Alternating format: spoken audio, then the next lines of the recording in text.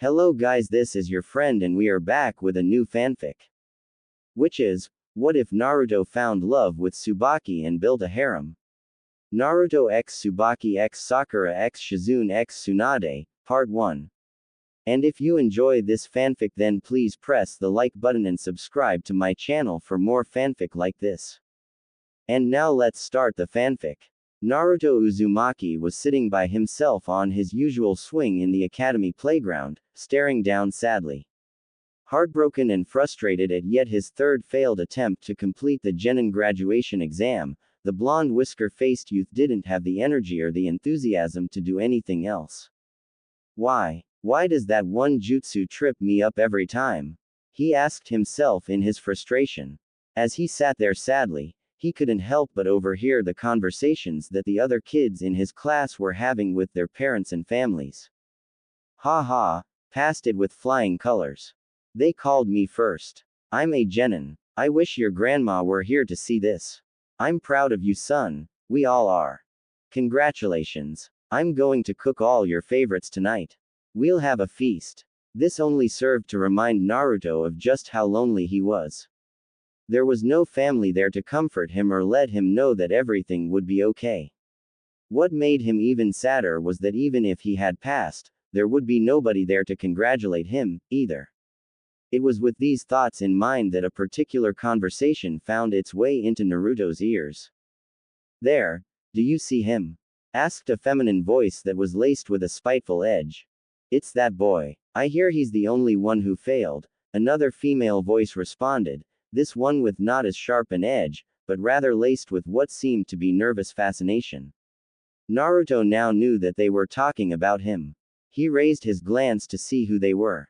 HMPH. Well, it serves him right, the spiteful woman responded back. Naruto noticed that this woman had the darker hair of the two, and had what appeared to be some kind of shawl wrapped around her forehead. She, like her companion, was dressed in the garb of a typical housewife, simple utilitarian dress with a shirt on underneath it. The scowl on her face gave one the impression that it was the usual expression she wore. The other woman responded, just imagine if he became a ninja, I mean, he's the boy who. Shish. The spiteful woman interrupted quickly, we're not allowed to talk about that. What are they talking about? What did I do? Why do people keep staring and glaring at me like that? He thought to himself at what he overheard, his frustration now giving way to hurt and anger at the unfairness of it all. He picked his gaze up and looked directly at the two women who were quietly deriding him, making direct eye contact with one of them. He noticed that this woman was the prettier of the two. It was clear that she was a civilian, but given her slender build, one couldn't help but wonder if she might have at one time been a kunoichi. Her hair was brown also, but of a lighter shade than her companions, and her head was unadorned. She wore a scowl that was similar to the spiteful woman's scowl, but wasn't quite so pronounced. Unlike the other woman, the nervous woman's scowl looked like it didn't belong there. As he continued looking right at her, he noticed a change in her posture and expression when they made eye contact. Tsubaki Kenpi kept her peace at her friend Abara's sharp reminder about the law regarding that boy. She knew what he was. She knew what he carried inside him, and she, like so many others, was content to act as though he didn't exist. Every time she saw that boy in the village, she was reminded of that horrible night, the night that she, like so many others, had lost so many loved ones to the nine-tailed fox's horrific attack. She had married young, as many kunoichi were wont to do. At the tender age of 13, her husband, who had been 5 years older than her, was a newly promoted junin on the night the nine-tailed fox had attacked. The attack left her husband dead, and her alone to raise her 2-month-old daughter Kasumi by herself. She had just made chunin at that time after 4 years in the shinobi program. She had been a member of the last class to graduate early due to war. She'd had to retire so that she could raise her child, and her life had not been easy. Fortunately for her, when Sarutobi retook the mantle of Hokage, he had set up a fund for those who had been orphaned or widowed and made into single parents as a result of the catastrophe that struck the village. Tsubaki knew Abara had it just as bad, but Abara had become much more embittered about how her life had turned out since that night. Abara had never been particularly compassionate anyway, having been a bit of a bully during her academy years, a path that her daughter, Amy, seemed to follow her in. As much as it saddened Tsubaki, she knew that Abara would likely never change, and probably didn't want to. She, on the other hand, had always wanted to be a medical field ninja, as she preferred helping people to hurting them. She remembered reading about the legendary Lady Tsunade's illustrious career as a genius medic and ninja during her time in the academy, but what had intrigued her the most was Tsunade's proposal during the Second Great Shinobi War to institute a medical ninja in every squad. Tsubaki, herself, thought that this was an ingenious idea, and she never really understood why the idea was never adopted. If it had been, who knows how many lives could have been saved on the night of the Nine Tails attack. It was shortly after this last thought that she noticed Naruto looking right at her. Her first impulse was to glare at him, but after a moment of looking directly into his eyes, she saw something she'd never seen before. Those blue eyes were so full of sadness, pain, loneliness, to the point of almost complete isolation. Then she saw even more frustration and anger that stemmed from the sadness, pain, and loneliness that he felt. She'd seen those things in her own eyes so many times when she looked into a mirror. It was terrible to feel those things, it was even worse to recognize them when you looked into your own eyes, it made you wonder what others saw when they really looked at you. She always felt exposed when she saw those things in herself, but this was different. She never saw those feelings to such an immense degree in her own eyes. Her face morphed into a confused, saddened frown, before settling into an ashamed one. She averted her eyes from the boy, unable to continue meeting his gaze anymore before she decided to look around for her own daughter. When Kasumi had come up to her, she gave her a phony smile and congratulated her, Kasumi being none the wiser as to what was really going on in her mother's heart and mind. Abara had done the same with Amy when she had approached, although her smile and praise seemed more genuine than Tsubaki's had been. They all walked away to celebrate their daughter's accomplishment, but Tsubaki sent one last look Naruto's way, making eye contact briefly once more, seeing something different this time, confusion and recognition. She quickly put it aside as she saw Mizuki-sensei making his way to Naruto, intent on talking to him about something. Naruto became confused as the woman's face seemed to change. It started with a glare, but then turned into a frown. She became confused, then sad, then she seemed to avert her gaze.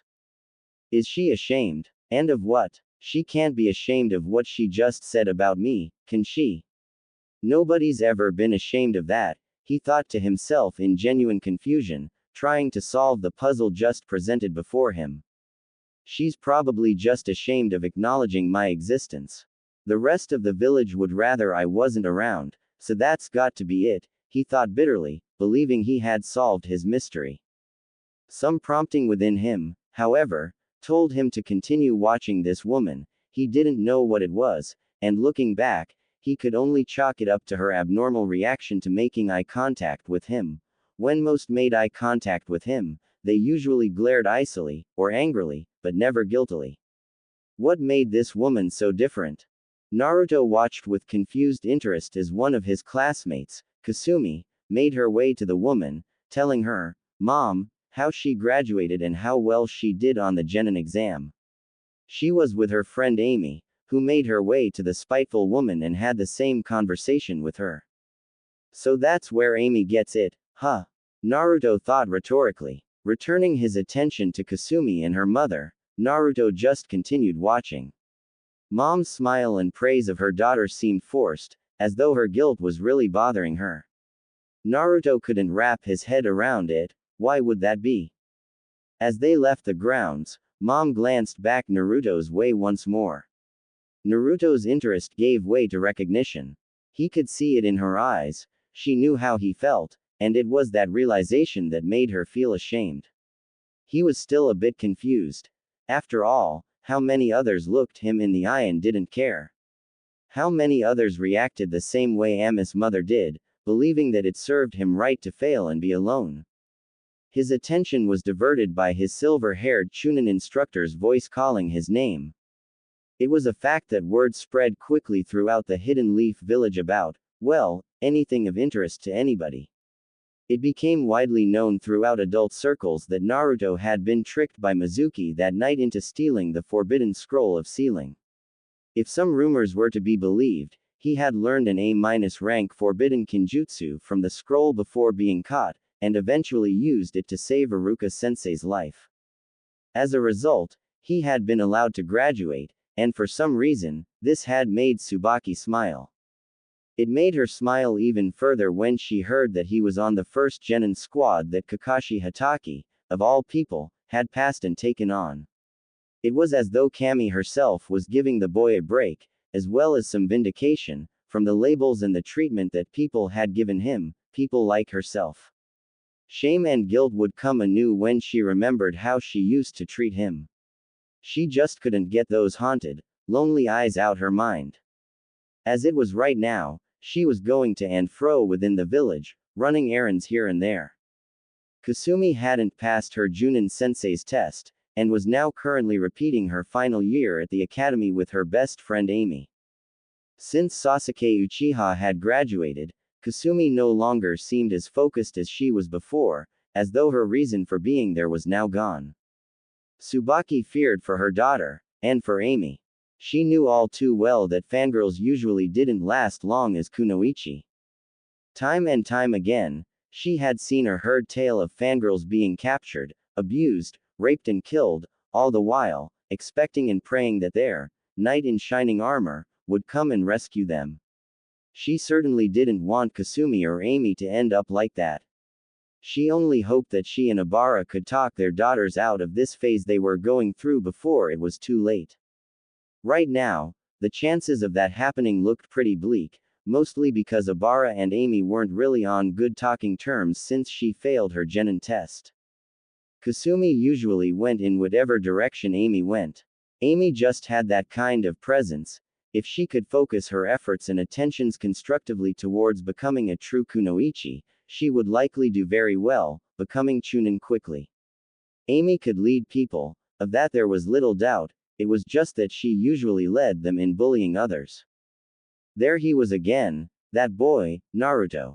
She just watched as he and his two teammates suffered through a D-rank mission, walking the Inuzuka dogs. It would seem that whenever Naruto got involved in something, he jumped in with both feet.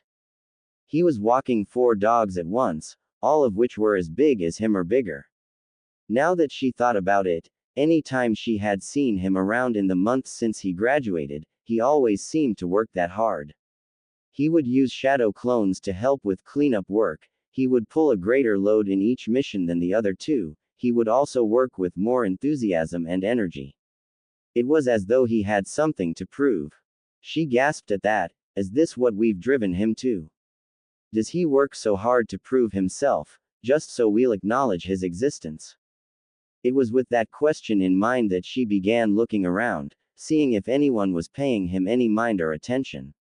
She saw that they were paying him more attention than they were his teammates, but it was the kind of attention that they were paying him that struck her. People were looking at him with cold, icy glares, the occasional exception being a hate-filled, scornful glare from someone who felt more strongly towards him than most. This just feels so wrong, he's just a kid. He doesn't deserve this. He's never done anything to hurt any of these people. This thought led to another guilt-filled realization, and not too long ago, I was no different. How would I feel in his shoes, with everyone in the village glaring at me like that day in and day out? How can he stand it? She took a few moments to observe him a little more closely. She saw his posture and the look in his eyes, even through the goofy grin followed by the occasional teeth-gritting grunt as he was walking several very strong dogs. She could see that Naruto was aware of every glare and every ill intention being sent his way. And yet, he wasn't reacting. Curious as to why this was, she continued to observe and watch him. At that moment, Naruto's gaze caught her own once more. That same flicker of recognition was there in his eyes. He remembered her. She almost averted her gaze as she felt her guilt and shame rising to the surface once more, but she squelched it, and offered him a weak smile and a small nod instead. Naruto frowned in what seemed to be confusion at this before being taken off his feet by his current mission and dragged through the streets, both his teammates yelling at him all the while. I wonder why she smiled at me this time, Naruto mused to himself after the dogs he was walking had finally stopped dragging him. Sakura had already bonked him on the head for being his typical knuckleheaded self and making their mission take longer, while Sasuke just smirked and gave him the typical barbs, loser, dead last, idiot. Thinking about her smile, which he found to be quite becoming, now that he thought about it, brought a genuine smile to his face. It wasn't often that he received smiles from the villagers, and he found the experience to be quite pleasant, to say the least. Upon hearing his teammates calling his name, he pasted his phony grin back on his face before turning his attention to them and running in their direction so that they could get paid. Tsubaki had heard the most astonishing rumor, and was dying to verify the truth of it. That Naruto boy was involved in the defeat of an A-rank rogue ninja, and one of the 7 ninja swordsmen to boot. Apparently, he played a pretty major role in it, too. As she talked with people and listened in on others, there was one thing that she noticed, and she was noticing it more and more these days. Whenever there was a rumor of Naruto doing something good or performing some great deed, the almost habitual response was disbelief. It was annoying her to no end. These people couldn't claim to know Naruto any better than she did.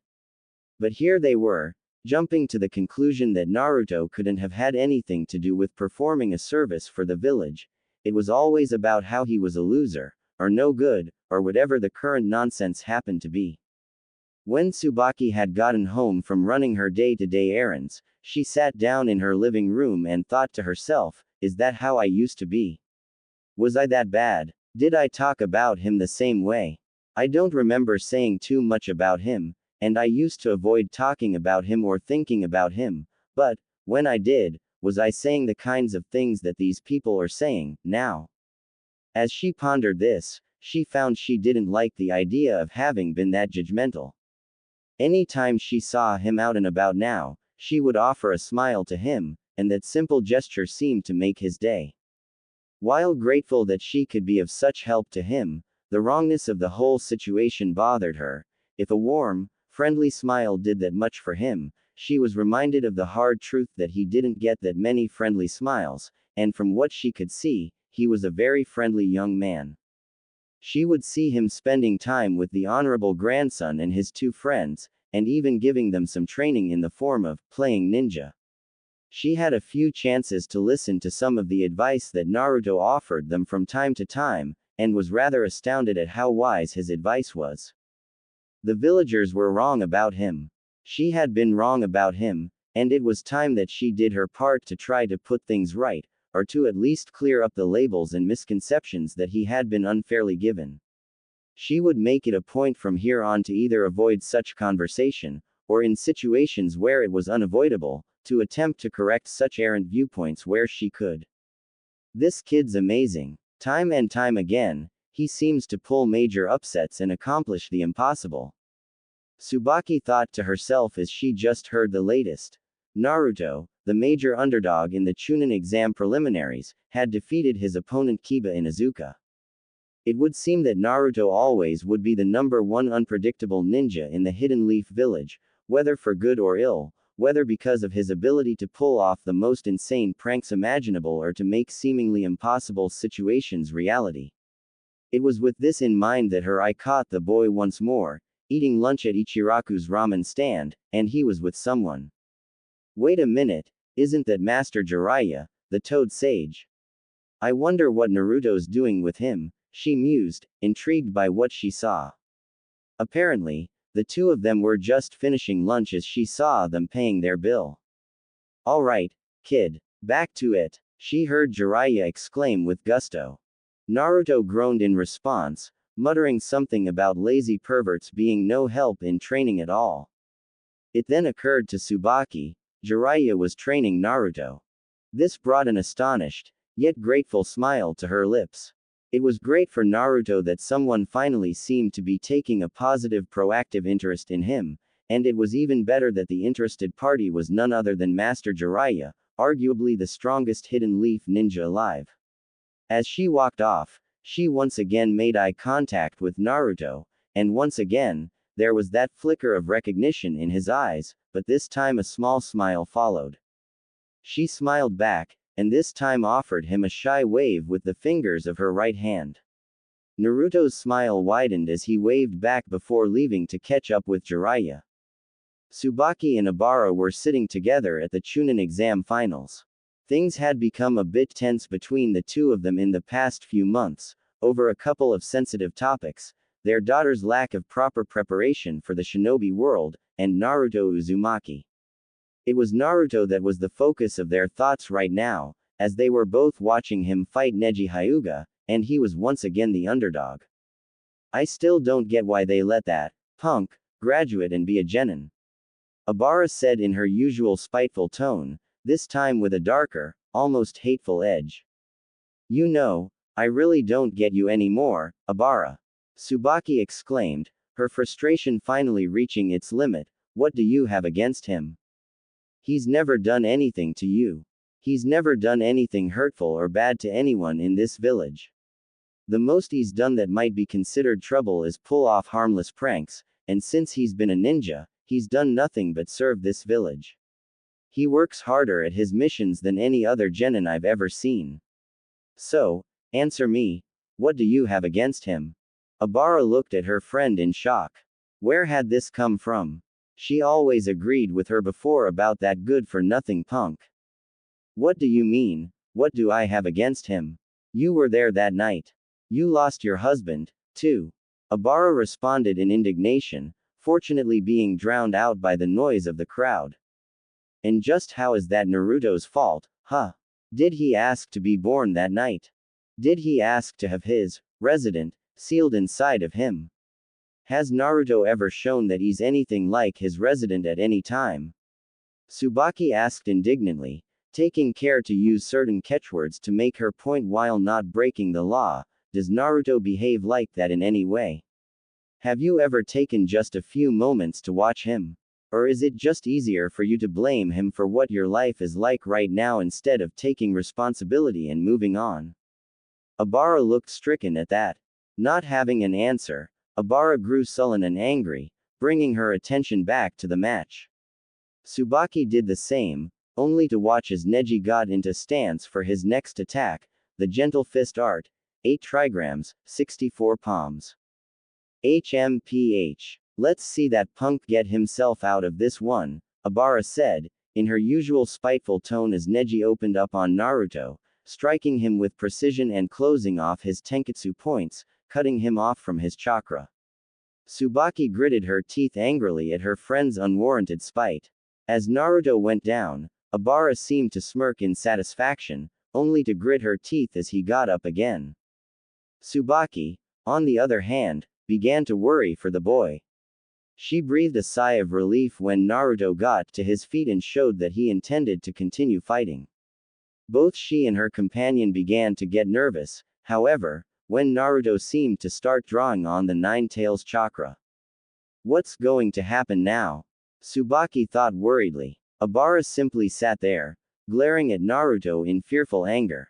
They both continued watching as Naruto maintained control of himself, continuing his fight with Neji, which ultimately ended with both of them knocking each other across the stadium with enough force to make craters in the stadium grounds. As Neji got out of his crater and stumbled over to Naruto, Obara chuckled darkly, while Tsubaki worried for Naruto while at the same time hoping that Naruto would get back up. After hearing Neji's diatribe about the reality of a failure, and then watching Naruto explode from the ground and connect with a strong uppercut, knocking Neji into the air and backwards about 30 feet, she grinned ecstatically. Somehow, she knew that Naruto would pull off a victory, and she was happy beyond words to be proven right. It was what happened next, however, that would burn itself into her memory forever, and begin to awaken feelings she never thought she would have toward the boy. Naruto responded to Neji's embittered acknowledgement of his defeat. For the record, I failed the graduation exam 3 times, cause there was this one jutsu that was always on the exam, and it tripped me up every time. It was the one jutsu that I just couldn't master. Tsubaki was listening intently, hanging on every word that came out of his mouth. She didn't know why, but for some reason, she had to know what he would say. Naruto continued, "My clones were pathetic, that's right, I flunked the shadow clone jutsu every time. So don't come whining to me with this destiny stuff, and stop trying to tell me you can't change what you are. You can do it, too, cause after all, unlike me, you're not a failure." The proctor called the match, declaring Naruto the winner. The crowd erupted in applause, giving Naruto the standing ovation he greatly deserved. Tsubaki, one of the very first to stand, began to cry, overwhelmed with admiration towards Naruto, and still feeling a bit ashamed of herself at how she once agreed with Obara about him. She clapped fervently, grinning widely, and lost in her own thoughts. "Naruto, how could I have been so blind? How could I have looked down my nose at someone who has such incredible strength of character? Who are you, Naruto Uzumaki? I don't know, but I mean to find out." With this, she resolved to seek him out after the Chunin exams were over. She still didn't know why, nor did she even know what she would say to him once she found him, but for some reason, she felt compelled to seek him out. She found herself evaluating the fight between Naruto and Neji, and what struck her the most were the differences between their characters, perspectives and viewpoints. Neji had been callous, cruel and arrogant, looking down his nose at Naruto, never bothering to even call him by his name, instead using names such as loser, failure, worthless, and impudent little brat. What made it worse was that Neji's arrogance had drawn the rest of the audience in, as well. Naruto had been completely written off as the loser of the fight by this crowd, simply because Neji's overconfidence had drawn the crowd to this conclusion. Naruto, on the other hand, didn't back down, but never did he respond even in kind to Neji. Even now, when Naruto had more than earned the right to gloat over his clearly defeated opponent, he wasn't doing so. There was no disrespect or condescension in his voice at all. He was a gracious winner, and even went so far as to try to spur Neji on to change and better himself. Tsubaki looked over at Obara once more, and her smile dropped at what she saw. Obara hadn't gotten up with everyone else. She hadn't even applauded Naruto's hard-earned victory, but rather just sat there with her arms folded on front of her and the same ever-present scowl on her face. This time, though, she could see a trace of shame in Obara's eyes as well. Obara was looking downward slightly, as though she knew she was wrong to have such hateful anger towards Naruto, but was still unwilling to let it go. Maybe it's time that I reevaluate my friendship with Obara, Tsubaki thought to herself, disappointed that Obara could hate someone, a child, no less, that much, especially knowing that she had no right to hate him at all. Again, this was accompanied by her own feelings of guilt, not having realized it sooner, or even paying attention to this aspect of her friend's nature that she now found quite unsettling. After sitting down, Obara growled out sullenly, "Why do you like him so much?" Tsubaki turned to Obara and responded plainly, "Because I actually dared to look him in the eye, and I saw a hurt, anguished, lonely and confused young boy. I saw the same things in his eyes that I often see in my own eyes every time I look in the mirror, except that they were magnified in his. I know how he feels because of the things that have been done to him, and I'm amazed at how well he stands up under them. Neither of us would have survived in his place, Obara, remember that." Obara glared at her friend for a moment longer before once more sullenly looking downward. Both of them sat there in silence throughout the rest of the matches until Sasuke Uchiha's Chidori struck Gaara of the desert through his sand shield, and a genjutsu was cast upon the stadium, causing both of them to fall asleep. Tsubaki and her daughter Kasumi were both dressed in black, the expected attire for mourning in public at a funeral. Both of them were shedding silent tears, so much damage, so many losses. So much had happened in the Leaf in the 3 days since the Chunin exams. The village had been invaded by both the Hidden Sand and the Hidden Sound. The invasion had been repelled, with Naruto himself taking out the most dangerous opponent in a fully transformed Gaara, by summoning none other than the chief Toad Gamabunta himself. The cost, however, was high. So many Leaf shinobi were killed in the battle, foremost among the casualties being 3rd Hokage Hiruzen Sarutobi. The only event that Tsubaki could even compare it to was the aftermath of the Nine Tails attack. There was that much destruction. The funeral service for all of those shinobi who had fallen during the invasion was in full swing, but Tsubaki was distracted by thoughts of a certain blonde boy that she'd caught sight of as he arrived with his teammates and went to the roof of Hokage Tower, where shinobi in the village and the Third's family and friends were mourning in a reserved area. Her heart nearly broke when she saw the state he was in, and she couldn't get that image out of her mind. This was the first time she'd ever seen him injured, as he had gauze taped to his forehead and both of his cheeks, as well as a few other bandages on his body, but it was his expression that struck her more than anything else.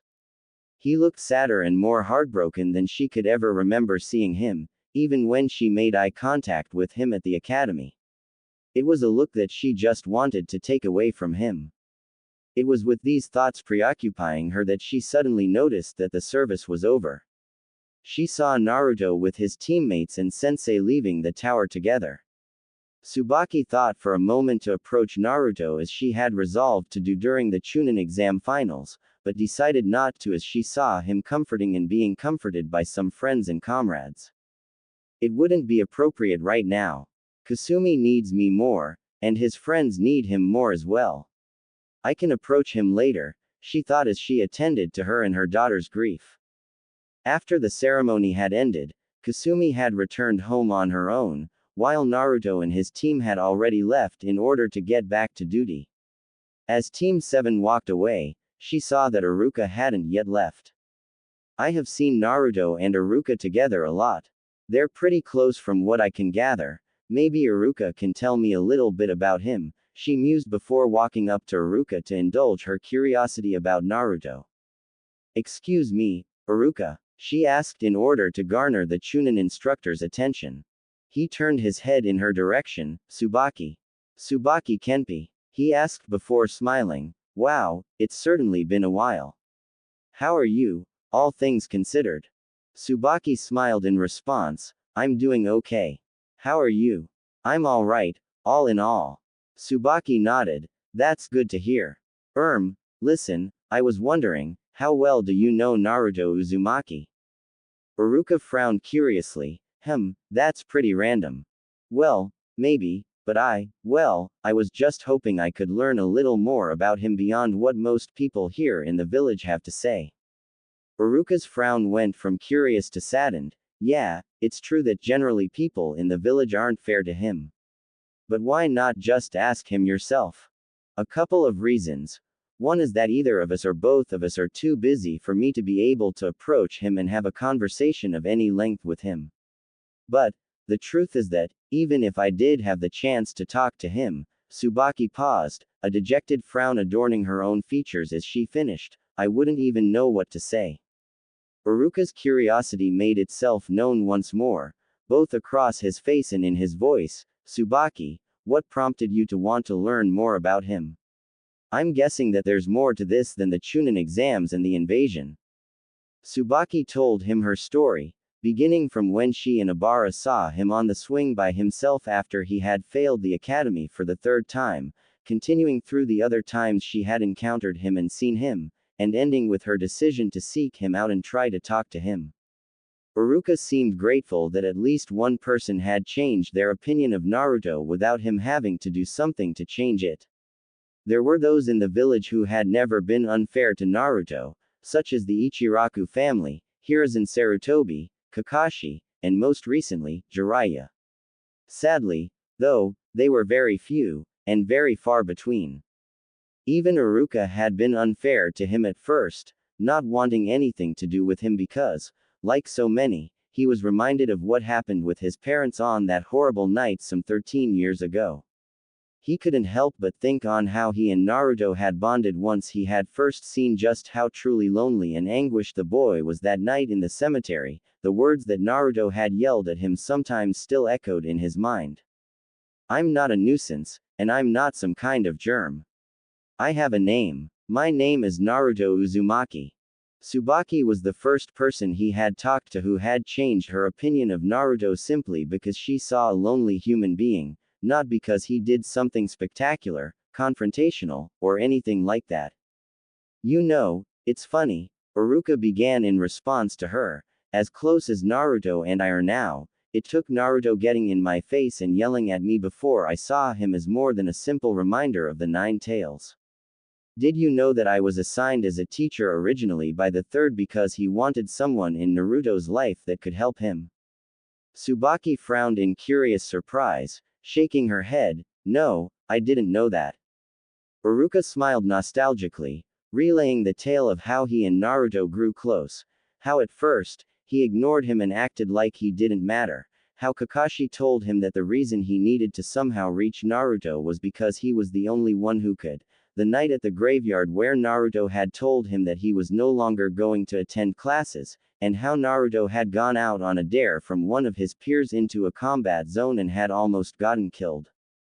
The only reason he accepted that dare was because he was so lonely, and they told him they'd be his friends if he did it. It's amazing how you saw it and he didn't even need to say anything to you, he finished as he turned his gaze back towards her, intent on telling Tsubaki what she wanted to know. He's lonely, still. I only wish I had more time to give to him, now. I love him like a little brother. He smiled at the thought before continuing, Naruto's a truly unique and amazing person. He never gives up, either on himself, or on anyone else. Once he sets his mind to something, he'll stop at nothing to achieve it, and his goals are so lofty and noble. Of course, you know that he's determined to one day be Hokage, right?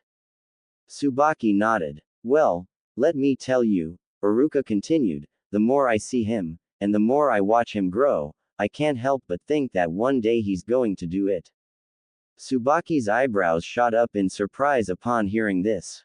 Iruka pressed on. The truth is that so many people write him off at best, or outright hate him at worst, but he has this strange power, for lack of a better word, but it seems to fit because he's the only person I've ever known who's like this. You can't get to truly know Naruto and not eventually come to like or love him. He can become friends with anyone, it doesn't matter who they are, or where they're from. He's also fiercely protective and loyal towards his friends and loved ones. Iruka turned his gaze in the direction that Naruto had walked off in as he finished. Tsubaki, if you want to know what to say to him, just say whatever comes to mind. If you can't think of anything to say, knowing Naruto the way I do and judging from what you've told me, he'll somehow find a way to start a conversation.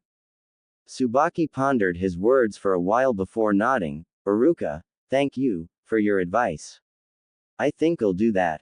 Before long, both of them said their farewells to each other, Iruka leaving to prepare for class the following day, Tsubaki on her way home to begin preparing dinner for herself and her daughter.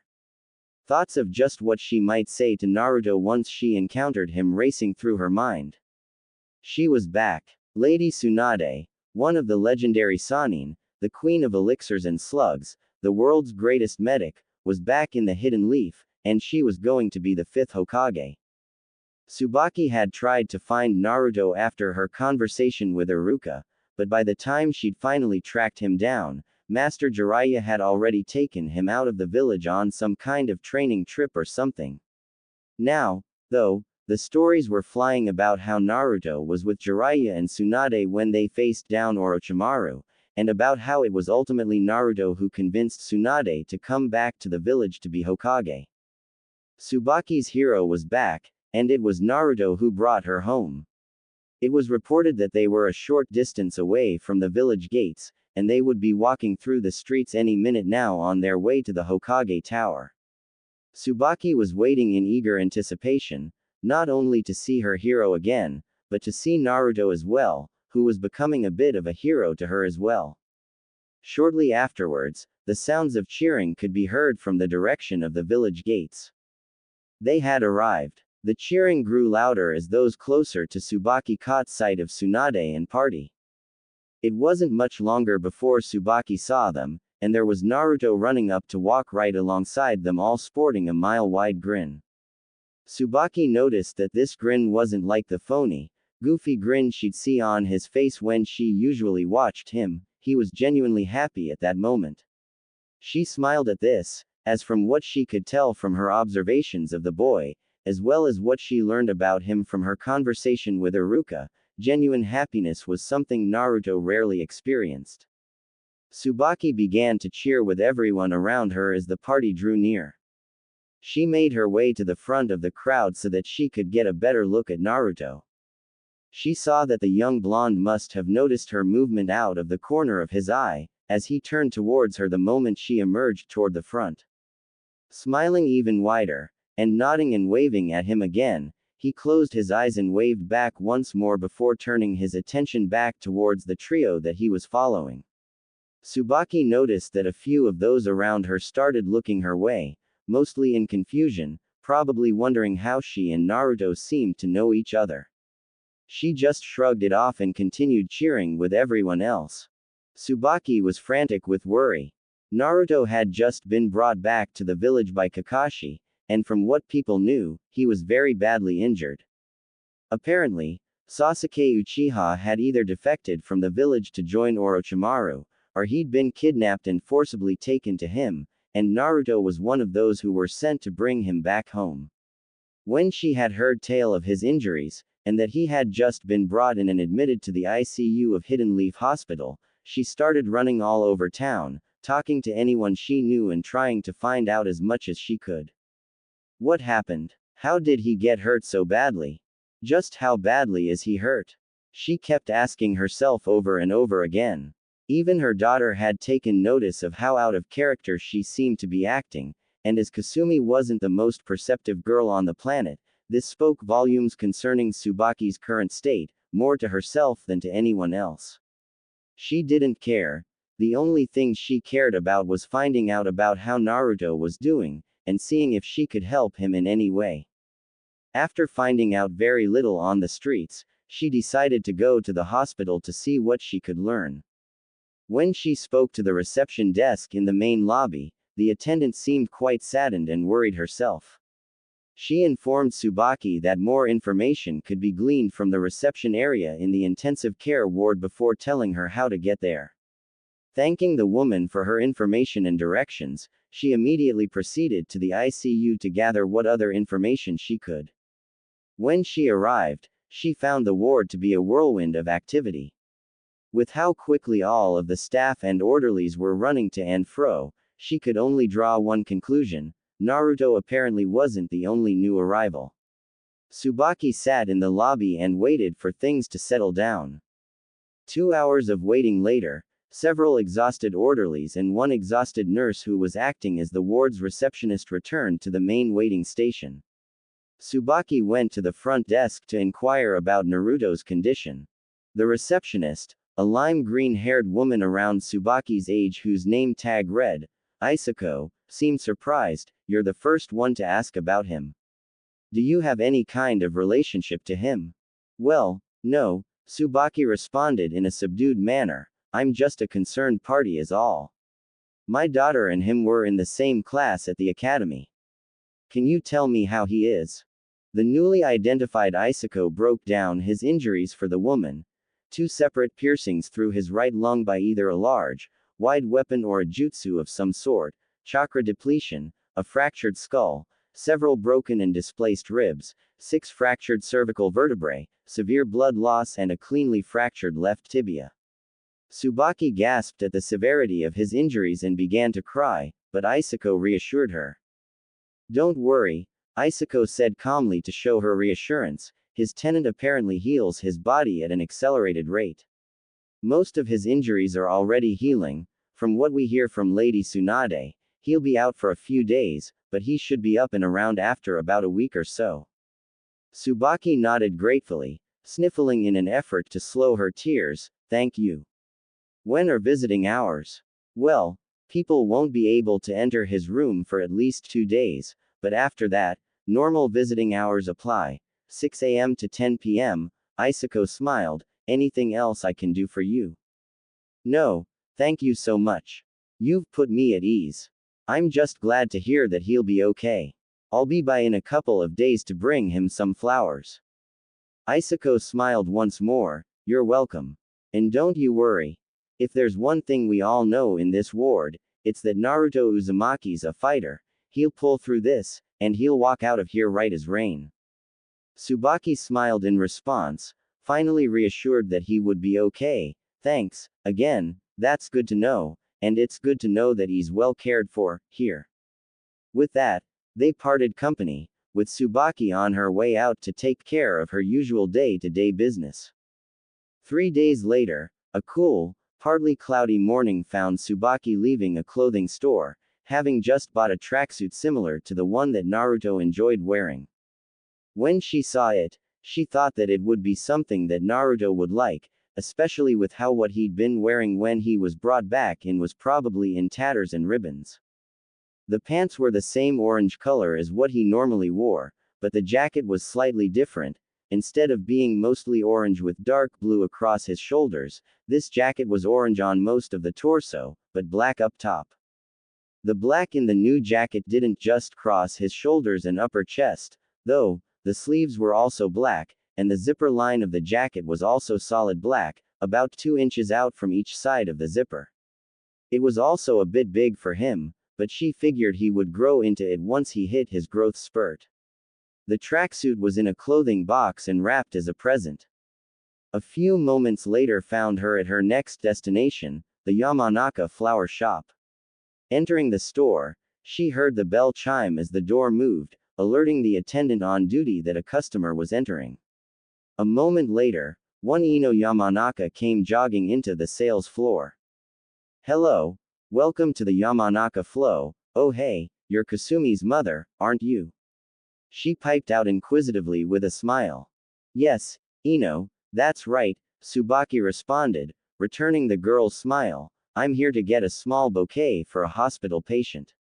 Okay, well, give me a minute to put something together for you, Ino responded cheerfully. Tsubaki waited patiently, watching Ino work. If it was one thing the girl knew well, it was how to put together a beautiful floral arrangement. Kasumi had complained to her mother about Ino's talent in that regard when they took the kunoichi-only classes together in the academy. The bouquet was a beautiful circle of white lilies surrounding a single sunflower in the center, all placed into a vase. Tsubaki requested a particular bright orange one that caught her eye. So, who's the patient you're going to see? Ino asked curiously. Oh, no one you need worry over, Tsubaki responded tactfully, and thanks for preparing this for me. You're welcome, Ino responded with a smile, hiding her disappointment well.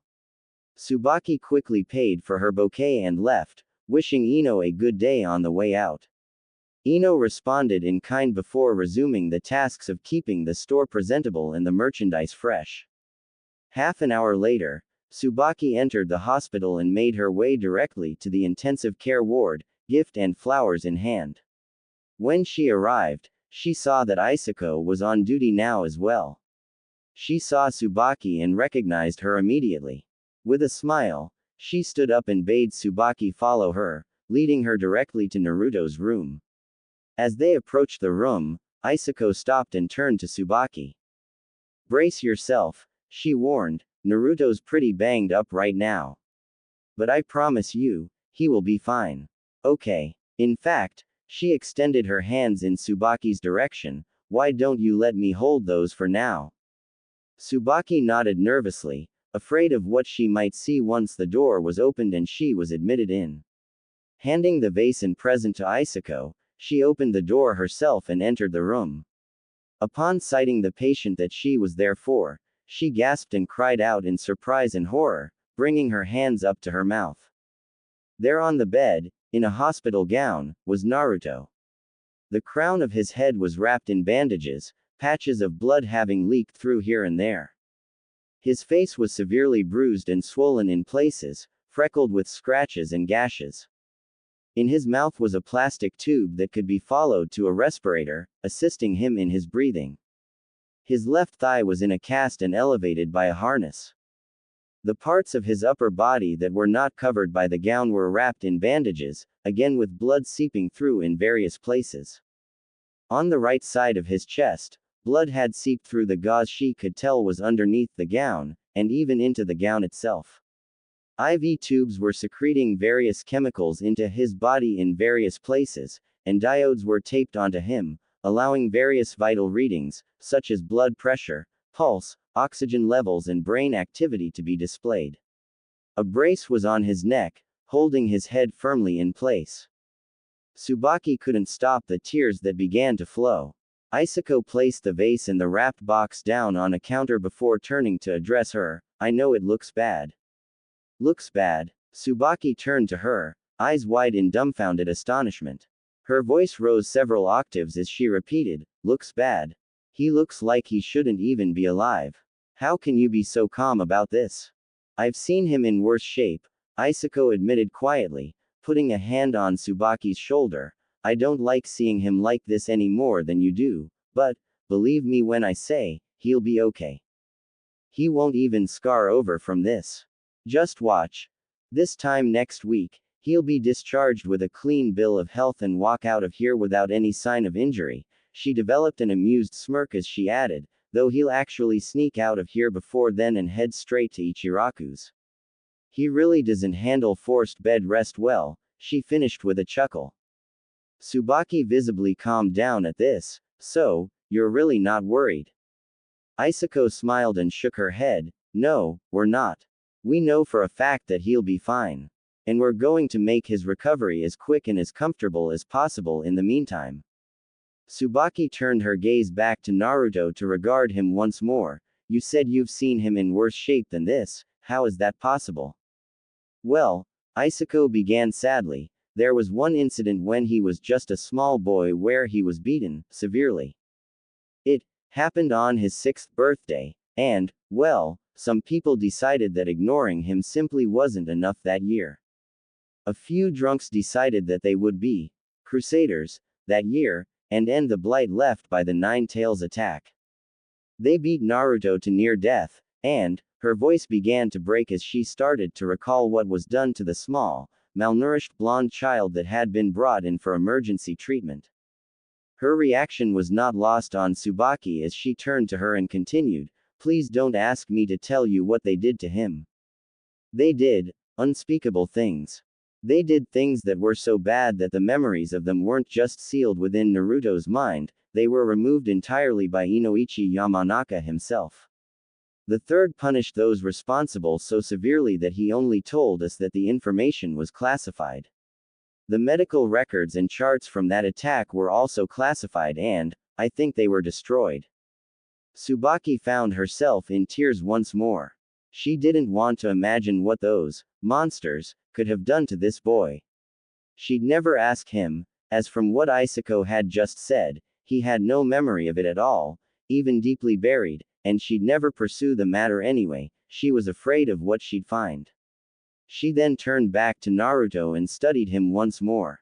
Don't worry, Isako spoke up once again, he'll never remember that incident, and there are no visible scars anywhere on him from it. Like I said, though, we've seen him in worse shape, and he's pulled through before. He'll pull through good as new. Tsubaki looked at the woman again. Seeing the confidence in her eyes brought Tsubaki great comfort this time. She smiled at Isako in gratitude before turning back to Naruto. As Isako left the room, Tsubaki slowly walked toward him. She stopped at his bedside and brought her hands up to his sleeping face, gently caressing it in an affectionate manner. She leaned down slowly and carefully towards his ear and spoke, I don't know if you can hear me or not, but I'm glad you're going to be alright.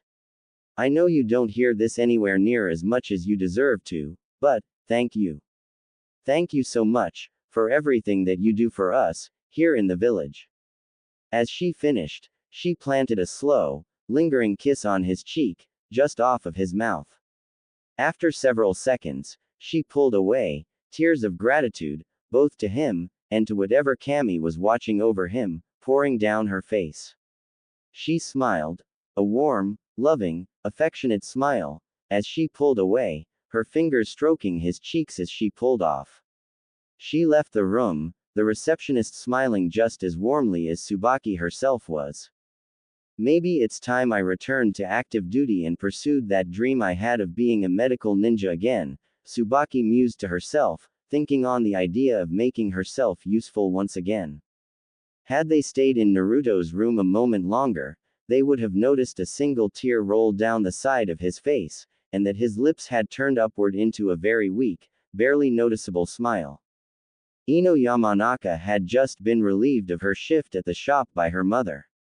Her next destination was the hospital to visit Choji and Naruto, both of whom she had heard were in the intensive care ward, though Shikamaru informed her Choji had been moved into a regular ward as he was out of immediate danger. Naruto, 5 days after being admitted into ICU, had not regained consciousness yet. On her way out, she picked up a flower for each of them. When she arrived at the hospital, she decided to go to Naruto's room first, as she knew it wouldn't be a long visit. Receiving directions from the front desk, and later from Isako in ICU, she made her way to Naruto's room. As she entered and laid eyes on Naruto, she gasped. Even though she had steeled herself in anticipation of serious injury, she simply couldn't believe what was done to him. She didn't know the details of his mission or of the opponent he fought that gave him these injuries. As a genin, she wasn't privy to such information, but she couldn't imagine how, or even why, a person would beat an opponent so badly instead of just killing them quickly. Shaking off her shock, she placed her flower in the empty white standard vase that was a hidden leaf hospital room mainstay. She placed her hand on Naruto's near shoulder and said quietly, "Get better soon, okay?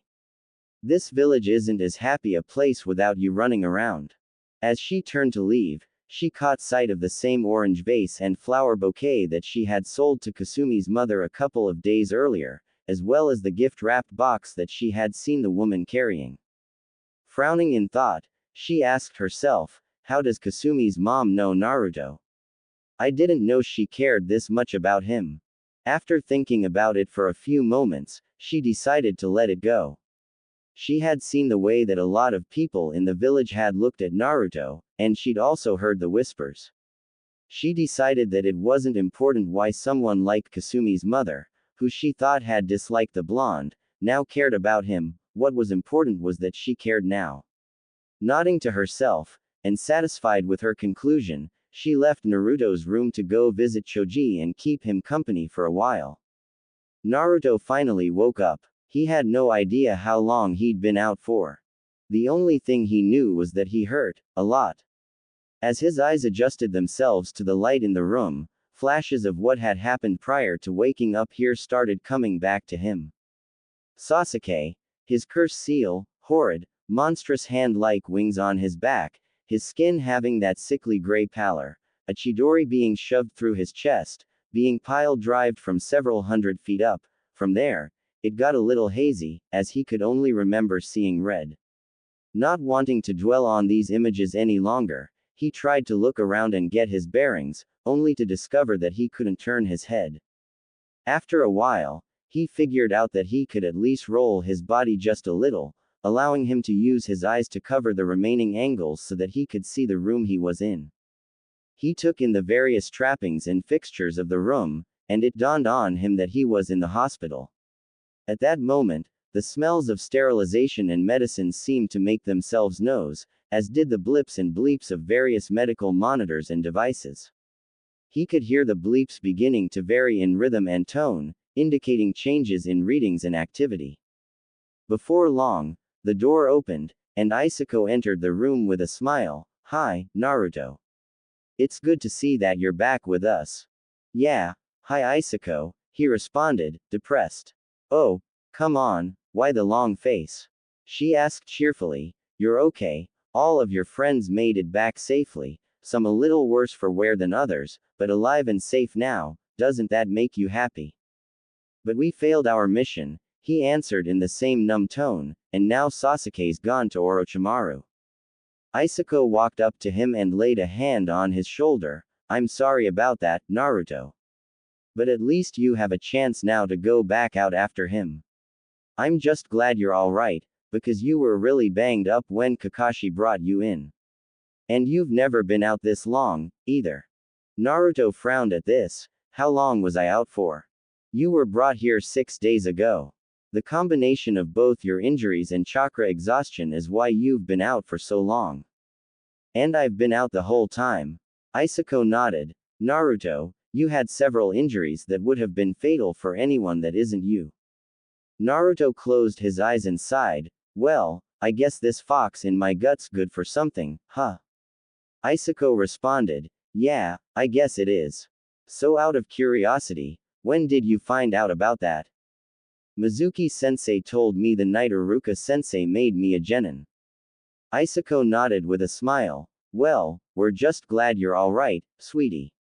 Let me run a few quick scans. Here, she began to trail off while performing the mystical palm jutsu, her hands glowing green after performing the hand signs, as she continued, so that we can maybe get you out of some of these bandages and restraints and clean you up a little, huh? Naruto didn't say anything. He simply closed his eyes sadly while Isako worked. When she was done, she informed him of her findings. Well, the neck brace can come off, and so can the cast on your leg and some of these bandages. The rest of the bandages need to be changed out for clean ones, so I'll take care of that, too. Isako took her time removing what was no longer necessary so as not to aggravate any of his still healing injuries. After removing the brace, cast and the unnecessary bandaging, she took the time to change out the rest of his bandaging and gauze. Once she was done, Isako spoke up once more. Lady Tsunade will be around shortly to check on you, herself. She's been worried about you. Naruto couldn't help but smile at this, even if his smile was small. It was nice to know that people worried about him. You've also had a few visitors. Really? Who? Well, there was Ino Yamanaka, Shikamaru Nara, and Tsubaki Kenpi. Tsubaki Kenpi? Naruto asked, genuinely confused. Yeah, does that surprise you? Well, it's just that I don't know a Tsubaki Kenpi. She hummed in thoughtful surprise at his response. Well, she's the one who brought you the gift and the flowers in the orange vase that are on your nightstand, there. She did say that she was just a concerned party. Isako's eyes lit up in realization as she remembered one particular detail. She mentioned that you were in her daughter's graduating class. Naruto frowned in thought before picturing one honey brown-haired woman's face. Could it be Kasumi's mom? Isako brought him out of his musings as she offered, well, let's help you get to the bathroom, huh? She assisted him out of his bed and supported him into the bathroom so he could empty himself. Once he was done, she helped him back into bed and updated the chart that was on the clipboard hanging at the foot of bed. Well, I'll leave you be for now. The Hokage will be here shortly, okay? Naruto nodded with a weak smile as Isako left the room. Left to himself, he looked at the vase and the gift-wrapped box on his nightstand. There was also a get well card sitting on them. Picking up the card, he opened it and read the handwritten message inside. Naruto, I know you don't know me, but I'm glad to hear that you're going to be alright. I hope you like the gift I brought for you. It's a little big for you right now, but I know you'll grow into it in no time at all. I hope you get better quickly. And I also want to thank you for everything you do for this village, much of which we don't deserve from you. You're in my thoughts and prayers. Please, take care. Tsubaki Kenpi. Naruto was touched by the card's contents. His eyes welled up in joyful gratitude at the gesture. He put the card down and picked up the gift box. Tearing off the paper, he opened it to see a track suit similar to the one he normally wore, but with more black in the jacket.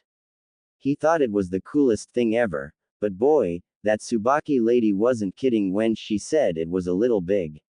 Regardless, she got him a present, and grow into it, he would. He placed the track suit back into the box and closed it up. A smile adorned his face as he waited for Tsunade to show up. True to Isako's prediction, Naruto had sneaked out of the hospital for a trip to Ichiraku Ramen. 4 days after her visit to his room, Tsubaki saw Naruto, still in bandages all over his body, literally being dragged out of his culinary haven by those same bandages by none other than Lady Tsunade's apprentice Shizune. In addition to the bandages, however, he had also been wrapped in a straitjacket. Naruto was protesting loudly that he was fine, and that he felt fine, while Shizune was firmly telling him that he wasn't, regardless of what he said. Shizune also added, somewhat teasingly, that she would allow Naruto to get some ramen, once he was all healed, to which Naruto protested even more loudly, saying that he was fully healed already. Tsubaki couldn't help but laugh heartily at the comical scene being played out before her. At the same time, she was relieved that he was conscious, and he didn't seem to have any overt signs of the injuries he had suffered just 1 week ago. It made her happy to see that he was in good spirits, and that he wasn't letting the things that happened to him get him down. Having caught the infectious smile that Naruto always gave her once more, she continued about her business with a noticeable spring in her step. Tsubaki, for the past several months, had thrown herself into training to get her conditioning back to where it once was. Part of this was just to be of service to the village, but it was also to inspire both Kasumi and Amy to put forth greater effort by showing them what a real kunoichi trained like. Kasumi and Amy did start to notice, but the way they saw Tsubaki working herself into the ground in order to get into top form once again actually had the opposite effect on the girls. Instead of being inspired, it terrified them both. Whenever Tsubaki offered to allow them to train with her, they both steadfastly refused, disappointing Tsubaki greatly. More and more often found the girls with Abara more than Tsubaki these days. Kasumi would come home to eat and sleep, and also to get help with her homework, but for the most part, mother and daughter didn't talk much anymore. It wasn't too much longer before the girls did graduate, this time passing the second genin exam and officially becoming genin. This actually prompted Kasumi and Amy to move out of their mother's houses and get an apartment together. Kasumi, for some reason, didn't really bother coming around anymore. Tsubaki could only guess it was because Kasumi needed to keep her own little idealistic view of what it meant to be a kunoichi up for as long as possible. On the one hand, Tsubaki couldn't exactly blame her. Children wanted to keep their cheerful, naive, innocent view of the world for as long as they could. Tsubaki herself certainly wished she could have kept it for longer than she had, what with graduating during a time of war and having to grow up very quickly on the front lines. But she had thrived as a kunoichi, it was what she was born to do, and she'd been on her way to being accepted as a medical ninja in training when the Nine Tails attacked Naruto. Her thoughts now frequently wandered towards the boy that had won more and more of her admiration since he'd graduated from the academy. If the rumors were to be believed, then he would be leaving to train under Master Jiraiya as his official apprentice for the next 3 years or so. Smiling at the thought, already knowing just how strong he was after hearing more and more of the boy's exploits, she could only imagine how strong he would be in 3 years with Master Jiraiya training him. I imagine he'll also grow into that new track suit I bought for him, too. She thought, in some glee, with just a hint of desire. Okay, Tsubaki, let's not get ahead of ourselves, here, she told herself, reining her thoughts in, though the smile on her face at the thoughts she'd been having stayed there. Jiraiya and Naruto were on their way out of the village. He wouldn't be seen in the village for 3 whole years. The village wouldn't be the same without him, and everyone knew it. His absence would be noticed, and he would be missed, but at the same time, the knowledge of what he would be doing in his absence inspired all of his peers, and many others within the village to work hard and train themselves. Naruto's peers, especially those from his graduating class as well as Might Guy's students, had all started training harder than ever before, not only because they wanted to be able to protect their friend, but because they also wanted to be able to stand and fight alongside him when he returned. Tsubaki could only smile at that thought. Naruto had a presence of inspired leadership that he likely didn't realize he possessed. He inspired people to follow his example simply as a byproduct of who he was, yet another unique power of his that made him truly special. She was one of the people that watched Naruto walk off with Jiraiya as they left through the gates. Catching his gaze one last time before he left through the gates, she smiled and waved at him. Deciding that it was time she said something to him, she called out, "Good luck, Naruto. Stay safe out there, and get stronger." "Thanks." He yelled back with a smile and a wave of his own, "I will. Believe it." As the pair walked off, Tsubaki thought to herself, "I can't wait to see just what you'll be like when you get back, Naruto," and with that, she went on her way, missing the blonde whirlwind of hyperactivity already. As he and Jiraiya traveled down the road, Naruto couldn't shake the gnawing familiarity in the back of his head. The woman who wished him well. He recognized her as the mother of his old classmate Kasumi, and he had also remembered seeing her around the village, smiling and waving at him. She was one of the more genuine people in the village about her friendliness towards him, that much he could tell, but there was something else. Why can't I figure out what this feeling is? What is it about her voice that comforts me? He asked himself in frustration. "What's eaten you, kiddo?" asked Jiraiya, clearly seeing that Naruto was preoccupied with something. Naruto looked at his master and answered, "Honestly, it's something I don't think I'm gonna be able to figure out. That lady who wished me luck on the way out of the village." Jiraiya nodded, indicating that he knew who he was talking about. "Well, something about her voice is just, I don't know, comforting to me. And I really don't know why." Jiraiya smiled knowingly at him. "Well, it'll probably come to you in time if it's important, Naruto." But otherwise, his knowing smile turned into a perverted grin. "If nothing else, you got yourself a pretty lady who seems to want to see you again." Jiraiya finished with a loud, boisterous laugh. Naruto just grumbled at his teacher's antics. Yeah, whatever you say, pervy sage." Both of them continued their travels, though Naruto couldn't help but keep his master's words in the back of his mind. Tsubaki had a horrible, sinking feeling in the pit of her stomach. Something terrible had happened. The only time that the Hokage summoned a shinobi or kunoichi's next of kin to their office was when the ninja in question had been hurt, raped or killed. When she had arrived at the Hokage's office, she knocked on the door. "Enter." She heard Tsunade's voice from the other side. She opened the door and entered. To her surprise, Abara was there as well, and she looked upset. "Tsubaki Kenpi?" asked Tsunade, wanting to confirm her identity. "That's right, Lady Hokage," Tsubaki responded. Tsunade closed her eyes and sighed, "You'll want to sit down for this. Trust me." Tsubaki immediately felt a lump rise in her throat as she took the seat Tsunade indicated for her. Tsunade proceeded to explain what had transpired, and that Tsubaki and Abara's daughters had been killed in action. Apparently there was no next of kin for either their third genin teammate or the Junin sensei, this explaining why only Tsubaki and Abara were there. Tsubaki was in shock, with Abara doing little better. Kasumi and Ami's first C-ranked mission had been mislabeled. Kasumi and Ami's genin team had been commissioned to take down a simple group of bandits that had been terrorizing a town.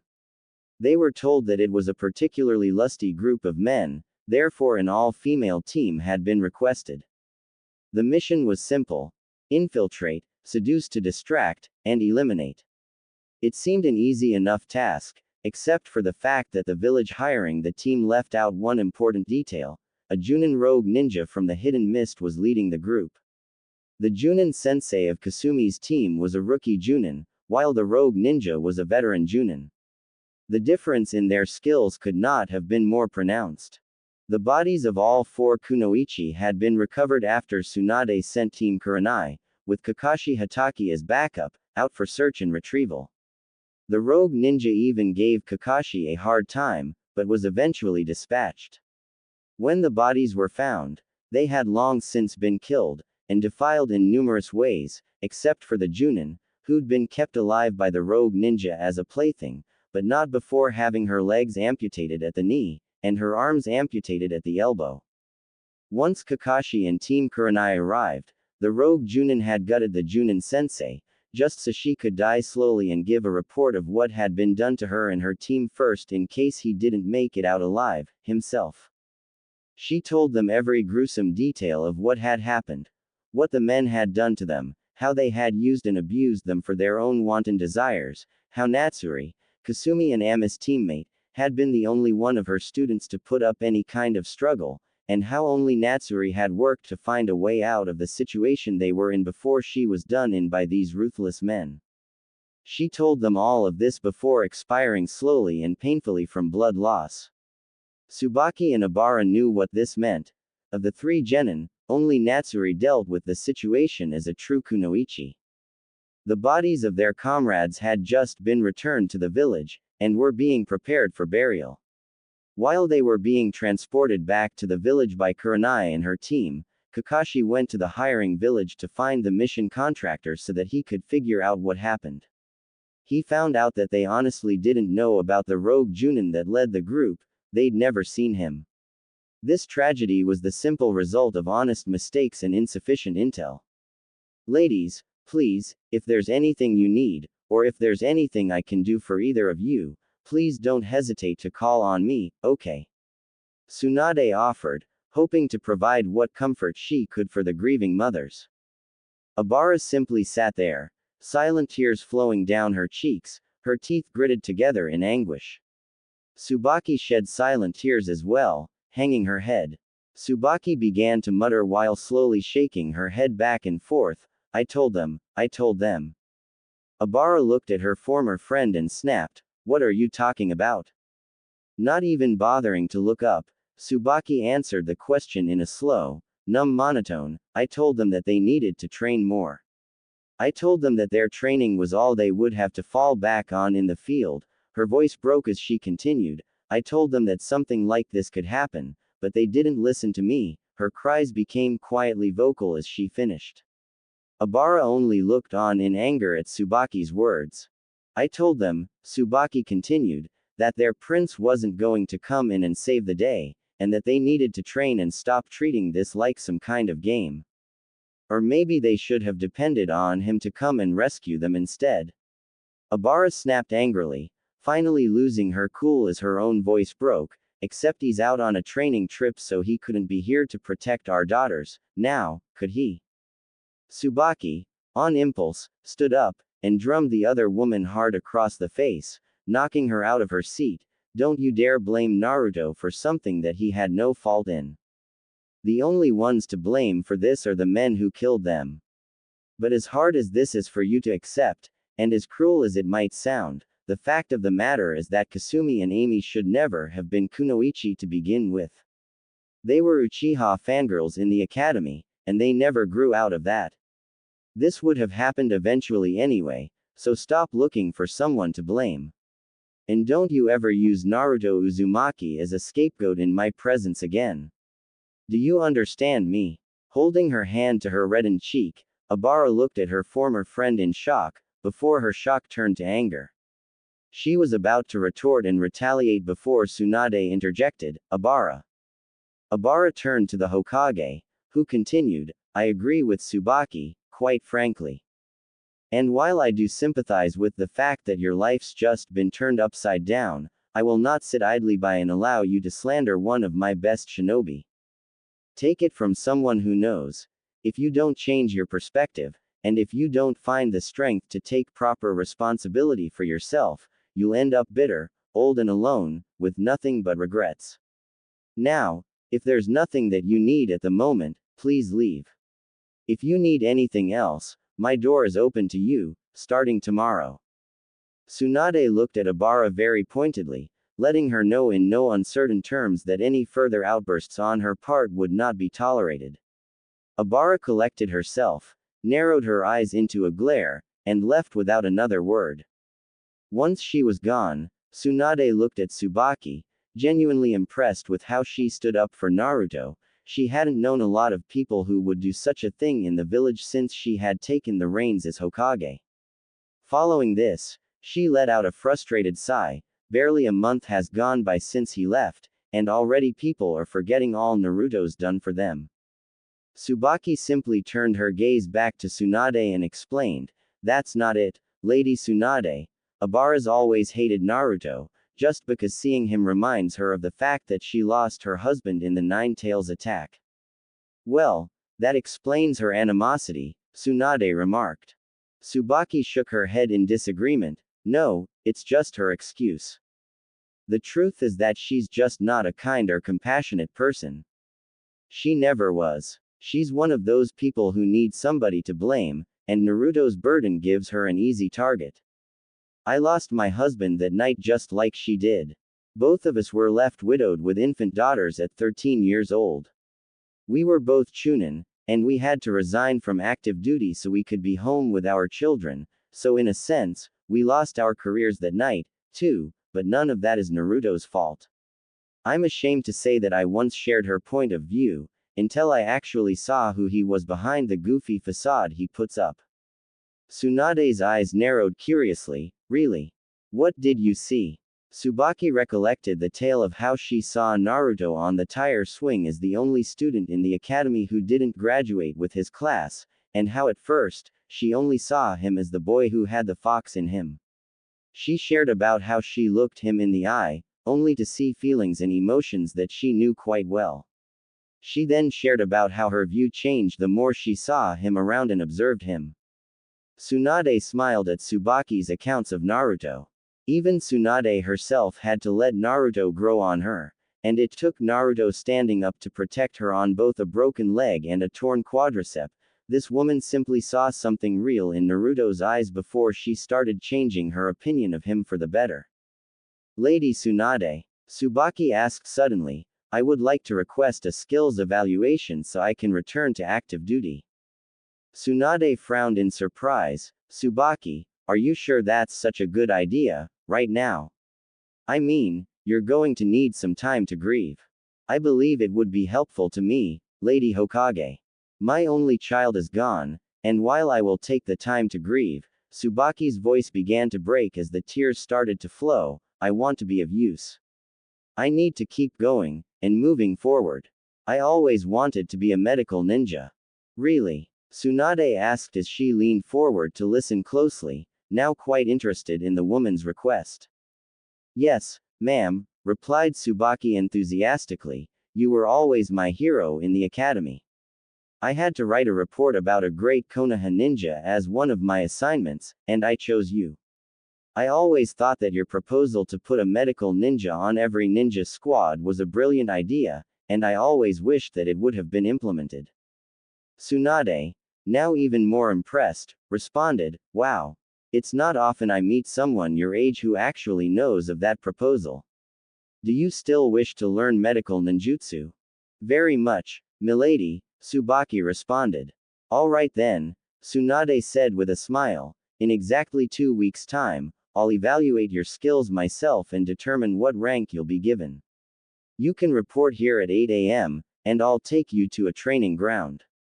I'll also make arrangements for you to begin training in medical ninjutsu.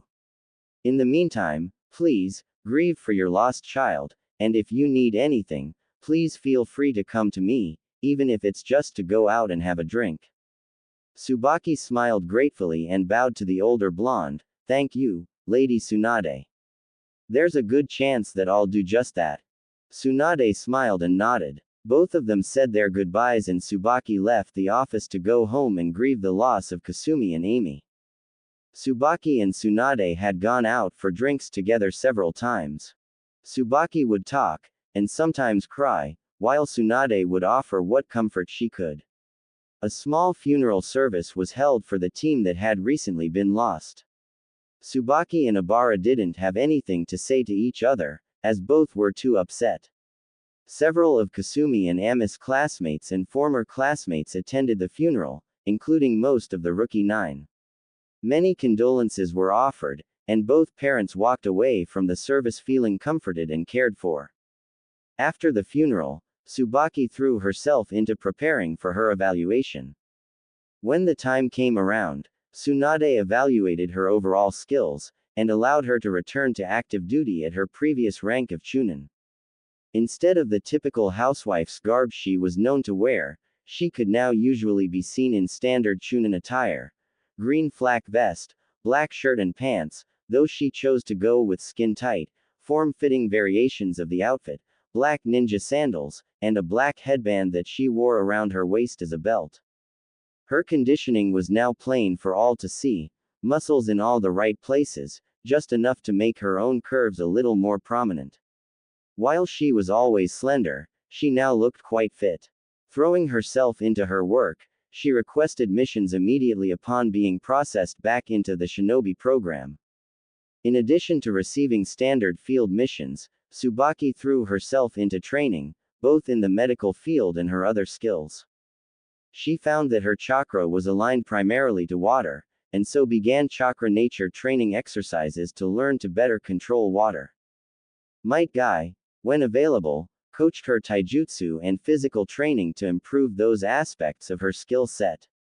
She also spent a good deal of time in the shinobi library, pulling what resources she could find to improve her overall chakra control, learn new jutsu, and possibly find an additional element that she could train once she got the hang of her water chakra affinity. This said nothing of her devotion to her medical training, however. She threw herself into it with a vigor that even Sakura Haruno, Tsunade's newest apprentice, hadn't displayed. Shizune was awestruck at the woman's work ethic, having seen that she had somehow crammed and mastered 2 years' worth of medical theory and jutsu training into 8 months. When she had brought Tsubaki's work to Tsunade's attention, Tsunade had approached Tsubaki and offered her additional study material. She also expressed her regrets that she couldn't take Tsubaki on as an apprentice at that time, because one apprentice was already quite a handful, especially on top of being the Hokage. Tsubaki, grateful for anything she could get, jumped at the chance to study Tsunade's material, wrapping her arms around Tsunade on impulse, before remembering herself and sheepishly apologizing. Tsunade waved off her apology, and Tsubaki ended up taking her abilities in medicine and medical ninjutsu to new heights. Tsunade, at first, was ecstatic about Tsubaki's zeal to learn and master the skills she was being taught. Her joy became laced with curiosity as she saw Tsubaki's drive only grow. 2 years into Tsubaki's medical training, the blonde Hokage invited Tsubaki out for a drink again. Once they were at the bar with plenty of sake to go around, Tsunade began the conversation. Well, Tsubaki, I can't recall ever being so impressed with a medical ninjutsu student as I am with you. Even considering that Sakura is learning directly under me, and your studies are mostly self-directed, the fact that your skills as a medic have surpassed Sakura's own is nothing short of spectacular. So what exactly is it that's driven you to work so hard since returning to duty? Naruto Uzumaki, Tsubaki responded without shame or hesitation. Tsunade pondered, intrigued, what about him exactly? Well, he does so much and works so hard for this village, just so that people will acknowledge his existence and treat him with the same respect that the rest of us get as a matter of common courtesy. He deals with so much, and yet he still wants to help others. Uruka Yumino once told me that Naruto has a special ability that allows him to befriend just about anyone he crosses paths with. She trailed off for a brief moment. I can attest to that, firsthand, Tsunade admitted. But then, Tsubaki continued, he also has this strange aura of leadership about him. Tsunade raised an eyebrow at this, prompting Tsubaki to explain, he inspires others to follow him, simply as a byproduct of who he is and the example he sets. He works so hard to protect all of us. I think it's only right that the rest of us do what we can to be in a position to fight alongside and protect him, too. I never really thought of it like that, about the leadership quality, I mean, Tsunade admitted, but you're absolutely right. That is what's been going on with his friends since he left with Jiraiya. I'll tell you, Naruto, he just makes you want to bet on him, you know what I mean. Tsubaki nodded, understanding Tsunade's point. Tsunade quietly noted the expression on Tsubaki's face, it was almost wistful. She was wearing an involuntary smile that gave her a faraway look. Tsunade was even able to note the ever so slight blush on Tsubaki's cheeks, even though she hadn't had that much to drink. She decided not to comment on it, but some part of Tsunade told herself that despite how outlandish it might seem at first glance, this woman that had become her friend in the last 2 or so years would be a good fit for Naruto's life. In what capacity, she couldn't really tell, but she could see that both of them would benefit from knowing each other and being close. So, how close to Naruto are you? Tsunade asked curiously. Actually, I don't really know him on a personal level. We've never actually had a conversation. This surprised Tsunade greatly, and it showed. Then how is it you seem to know him so well? Just keen observation skills, I guess, Tsubaki responded honestly, but the more I think on it, it might be more that I'm looking at what's really there, and not just seeing what I want to see. Her tone took on a slight edge. It frustrates me to no end how blind people can be. I was blind as well, for a long time, but, I don't know, when I looked into his eyes for the first time, I saw a human being there, and a very lonely one at that. Tsunade nodded sadly. I'm ashamed to admit that I didn't even notice that about him until you said something to me that first time we talked. It's funny. I pulled out some pictures that I had of him, and I noticed something. In every picture where he smiles at the camera, his eyes are always closed. It made me think that he's a lot more perceptive than we've ever given him credit for. I always thought it was just him being happy and oblivious, but now, I can't help but wonder if he knew what he was doing in trying to hide his eyes from the world. She trailed off as she reflected on those images. Tsubaki just nodded sadly and sighed, before commenting once more, you know what's funny? Ever since the Chunin exam finals 2 years back, after what I heard him say to Neji Hyuga after beating him, I've been wanting to talk to him and find out more about him. I just want to know who he really is. What stopped you? Tsunade asked, genuinely curious. Circumstances, believe it or not, she said with an ironic chuckle. When I was coming, he was going, or the other way around, and at the times where neither of us was coming or going, it just wouldn't have been appropriate to have such a conversation. I guess I just came to accept the fact that if I want to have that conversation with him, I'll have to be patient and wait for the opportunity to present itself. I suppose so, Tsunade admitted, but I believe your chance will come. I hope so, Tsubaki replied with a smile, I really hope so. I'm home, everyone. Naruto Uzumaki has returned to the Hidden Leaf Village. Could be heard throughout the streets, in Naruto's voice, no less. He's back, Tsubaki asked herself excitedly, snapping her head around to gaze in the direction that the great announcement seemed to originate from. Where is he? What does he look like now? Oh, I have to go see. She wasted no time, taking to the rooftops to quickly find him. After catching sight of him standing atop a post, she gasped. There he was, a good deal taller, and thicker, than when she'd last seen him. And he was wearing the track suit she'd bought him all those years ago, too. She smiled at the sight of his attire, and she couldn't stop the blush creeping across her cheeks at the sight of the boy-turned-man. Naruto, she called out, getting his attention. He smiled as he caught sight of her, jumping off the post onto the nearest roof. He noted that she had discarded the civilian housewife get-up for a much nicer-fitting Leaf Chunin uniform. She landed on the same roof and approached him, smiling and blushing all the while. It's you, Naruto began, as he fumbled around, trying to think of what to say. Hi. Tsubaki giggled, well, hi, yourself. I see the track suit I bought you fits you rather nicely, now. Naruto gasped with wide eyes as he pointed at her, you're Tsubaki.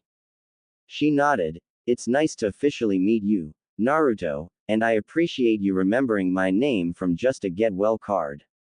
You too, he replied cheerfully, chuckling while scratching the back of his head, I didn't know you were a ninja. Actually, I had retired from service on the night of the Nine Tails attack, my husband was killed, and I was left to raise our daughter by myself. I returned to active duty a few weeks after you left for your trip. Okay, he said, nodding with a smile. So how is your daughter? Her face fell at that. Naruto immediately noticed and offered an apology. I'm sorry, if that's a sore spot for you.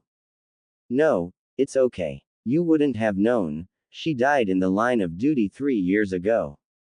Naruto's own face fell. Oh, I'm sorry. Thank you, she replied. I actually returned to active duty immediately after I was finished mourning her loss. It just seemed like the right thing to do. It gives me a chance to contribute, and I can also do my part in making sure that what happened to Kasumi doesn't happen to anyone else. Naruto's lips and cheeks crept slowly upward into a warm, genuine smile at that. That's good to hear. I'm glad to know you're making the best of something like that. Tsubaki smiled gratefully and nodded. She then noticed the happy twinkle in his eyes and commented, You know, you have a very nice smile when you're happy. I hope I get to see that smile more. Now, it was Naruto's turn to blush. Thanks, he chuckled sheepishly. I think that a ninja's uniform definitely suits you more than a housewife's dress does, and I'm glad to see you like this. Naruto's flush grew more pronounced when he realized what his compliment must have sounded like. Tsubaki's own blush deepened at Naruto's clumsy compliment. Seeing that he was about to panic and ask her to excuse his behavior, she responded, Well, thank you. She had understood what Naruto's intent was, and Naruto seemed to catch that.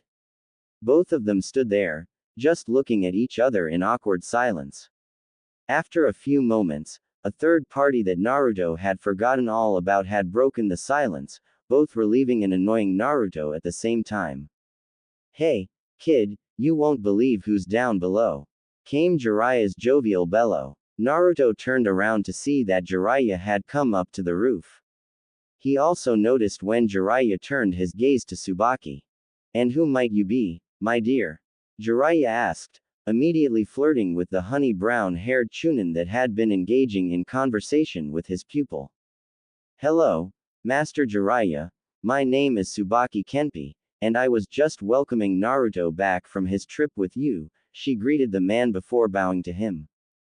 Jiraiya turned to Naruto and gave a perverted grin, putting his arm around Naruto's shoulders. Not bad, kid. Not bad at all. This one really is a looker. Naruto began to sputter at Jiraiya's blunt and direct analysis of the situation that he and Tsubaki had entered. Tsubaki, being a tactful woman, replied, Thank you, Master Jiraiya. It's nice to receive praise from such a prestigious and powerful shinobi as yourself. Naruto's face faltered while Jiraiya's chest seemed to puff out. Well, of course, I am the man to make all women swoon everywhere, he bellowed with a laugh. Tsubaki seemed to adopt a knowing smirk as she continued, but, as far as male company and companionship goes, she walked over to Naruto, grabbing his arm opposite the side Jiraiya was on and finished, I'd prefer Naruto here to you. Naruto's face fault became even more pronounced, a tomato red blush now covering his entire face. Jiraiya just gave an agonizing yell and started crying anime tears. After a few moments, both Naruto and Jiraiya recovered. Jiraiya spoke up with a snarky smile. Well, as much as I would like to leave the two of you alone to continue engaging each other, his smile fell as he became a little more serious. Naruto, we do need to report back in. Besides, Sakura and Konohamaru are down below waiting for you. Naruto smiled at that, nodding to his master. Turning back to Tsubaki, he took his leave. Well, Tsubaki, I hope we get to talk more sometime. She smiled and responded with a nod, I'd like that. How about we get some lunch or something tomorrow?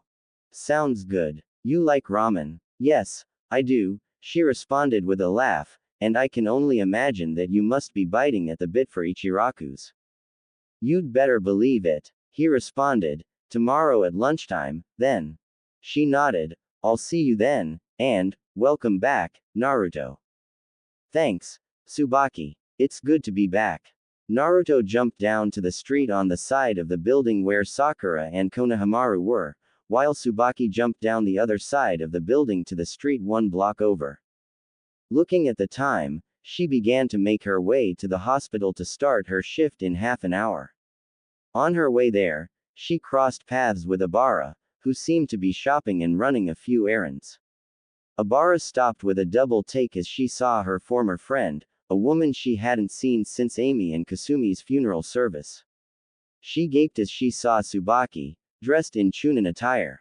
She must not have known that I returned to active service, Tsubaki thought to herself. Tsubaki offered a weak smile and a nod to Abara.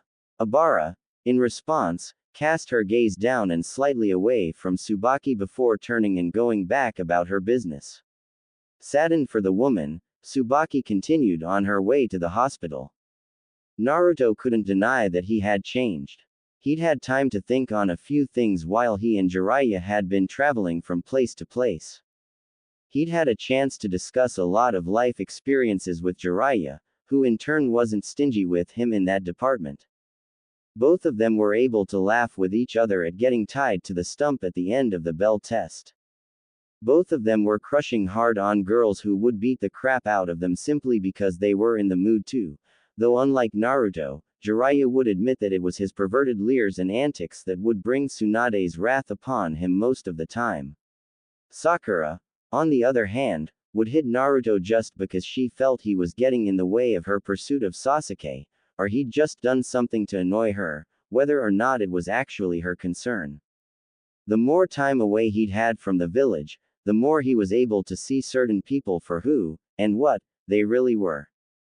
Sakura hadn't so much as left him a get-well card when he had come back from the Sasuke retrieval mission, and even though she tried to cheer him up while he was there in the room, she had mainly come by to find out the full story of what happened to Sasuke.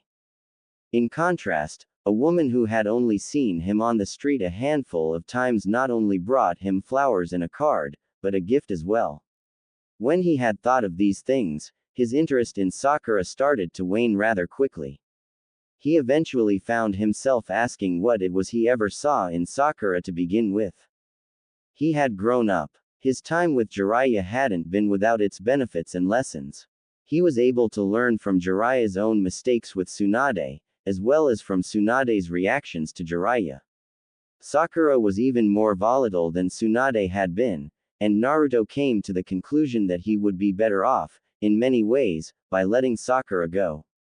Ironically, he came to that conclusion after he had already let her go unconsciously.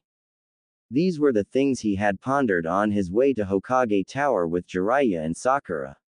After trying to show Konohamaru his latest pervy ninjutsu, Sakura had slugged him once more. Of course, he would admit that he probably asked for that. Still, though, would it be too much to ask that Sakura not hit him hard enough to break his jaw? After all, it wasn't like he was peeking on her in the bathhouse or something. He was broken out of his thoughts as Sakura knocked on Tsunade's office door. The three of them entered when the command was given, and from there, he and Jiraiya gave Tsunade an update on Naruto's training. Tsubaki was waiting for Naruto to show up at Ichiraku's. She had gotten there at 11:30, just half an hour before noon, so that she could be sure she wouldn't miss him. The more she thought about this, though, the more awkward she felt. What would she say to him? What would they have to talk about? Would he even show up? It wasn't like they knew each other, after all. Hey there, Tsubaki heard from behind her. Turning around, she saw Naruto. He came to meet her, after all. He was also wearing that same smile she liked so much yesterday, that genuine smile that showed he was truly happy. She smiled back, both with relief and with happiness that he was there. Hi, she said right back, have a seat. I haven't ordered yet. I was waiting on you to get here. Naruto nodded and took the stool immediately to Tsubaki's left. The two of them exchanged a few pleasantries before Tsuki came to take their orders. As Tsuki saw Naruto, he beamed, hey there, kid. Welcome back. I had no idea that this fine young lady was referring to you when she mentioned she was waiting for someone. You've gotten a good bit bigger since I last saw you. Thanks, old man. I sure did miss your cooking, though. I would have been here last night, but I wanted to be in bed early enough to make sure I'd be here on time after what Kakashi-sensei just put me through. Music to my ears, my boy.